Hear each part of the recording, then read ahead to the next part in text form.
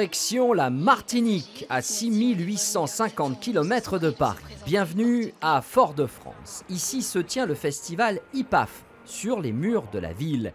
Les artistes sont dans le quartier populaire des Terre-Saint-Ville. Leurs fresques racontent les hommes et la mer des Caraïbes.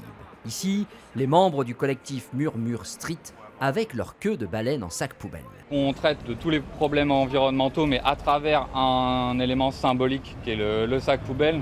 On part des éléments, de la pollution des eaux, de la faune et de la flore. Là, par exemple, la baleine, et ensuite de l'homme. Des visages dans des sacs poubelles, la boucle est bouclée, on est ce qu'on mange. Ici, la bombe de peinture aérosol pleine de solvants et de gaz est interdite. Les artistes s'expriment au pinceau et à l'acrylique.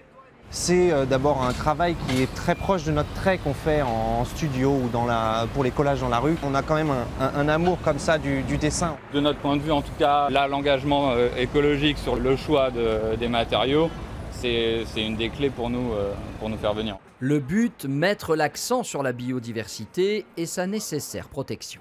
C'est une façon d'amener vers ce milieu qui peut paraître lointain, qui peut même être invisible. Sous l'horizon, on ne voit pas ce qui se passe. Et là, grâce aux artistes, on met en lumière, on fait des analogies entre la vie de quartier et la vie sous-marine. Ce sont des écosystèmes qui cherchent en permanence à faire en sorte que la vie passe. Barbara Renaud est la directrice de ce festival qui désormais prône les bonnes pratiques. Comment je fais pour ne pas créer plus de déchets? Comment je fais pour communiquer différemment? C'est chaque petit détail dans cette organisation qui fait qu'en bout de chaîne, on arrive à un événement éco-responsable. Par exemple, les bannières de l'année dernière, on a fait des sacs avec, donc on fait fonctionner aussi l'économie locale. On a ici fait ça avec les bénévoles, donc il y a tout aussi un pan d'éducation pour que chacun puisse savoir où mettre ses déchets et que pendant tout le long du festival, on arrive à trier. Les organisateurs ont été accompagnés par l'ADEME, qui a édité un guide pratique. Au fil des pages, on découvre les actions à mener pour réduire l'impact environnemental de l'événement.